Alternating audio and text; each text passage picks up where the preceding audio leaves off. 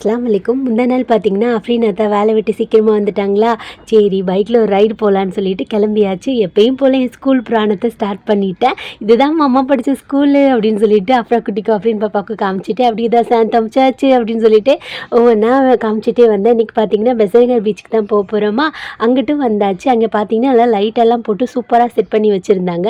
என்னடா இது லைட்டெல்லாம் போட்டு டெக்கரேட் பண்ணி வச்சுருக்காங்களோ, ஏதோ ஷூட்டிங் கீட்டிங் எடுக்கிறாங்களோ, ஏன்னா அங்கங்கே ட்ரைபாடெல்லாம் வச்சுருந்தாங்களா. சரி நமக்கு மைண்ட் எப்படி போகும் அப்படி தானே போகும். அதே மாதிரி நானும் பார்த்துட்டு இருந்தேன். அப்புறமா பார்த்தா ஒரு சிஸ்டர்கிட்ட கேட்டால் எக்ஸ்பிளைன் பண்ணாங்க. நடக்க முடியாமல் இருப்பாங்கல்ல, அவங்களாம் பீச்சு கிட்ட போய் பார்க்கறதுக்காக இந்த மாதிரி செட் பண்ணி வச்சுருந்தாங்க. என் ஹஸ்பண்ட் சொன்னாங்க, ஆல்ரெடி இங்கே எழுதி போட்டிருக்காங்க அறிவாளி, நீ போய் இன்னொருத்தர்கிட்ட கேட்டுட்ருக்கேன்னு சொல்லிட்டு எனக்கு கிண்டல் பண்ணிகிட்டு இருந்தாங்க.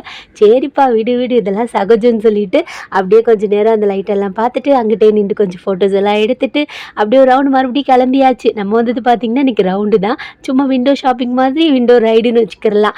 இங்கே பார்த்தீங்கன்னா இந்த கப்பல்லே பார்த்தீங்கன்னா தீம்ஸை எப்படி சொல்கிறது, குட்டீஸ் எல்லாம் விளையாடுறதுக்கு ராட்டணும் அந்த மாதிரிலாம் போட்டு வச்சுருப்பாங்க. நம்ம கொஞ்சம் சீக்கிரமாக வந்து பாப்பா இன்னொரு நாள் விளையாட வச்சுக்கலாம்னு சொல்லிட்டு கிளம்பிட்டோம். இங்கிட்டு பார்த்தீங்கன்னா ஃபுல்லாக சாப்பிட்ற கடை தான் இருக்கும். இங்கே பார்த்தீங்கன்னா கொஞ்சம் காஸ்ட்லியாக தான் இருக்கும். அதனால் பட்டினம் பக்கம் வழியாக வண்டியை விட்டால் இங்கே சுந்தரி அக்கா கடை எல்லா கடையும் இருந்துச்சு.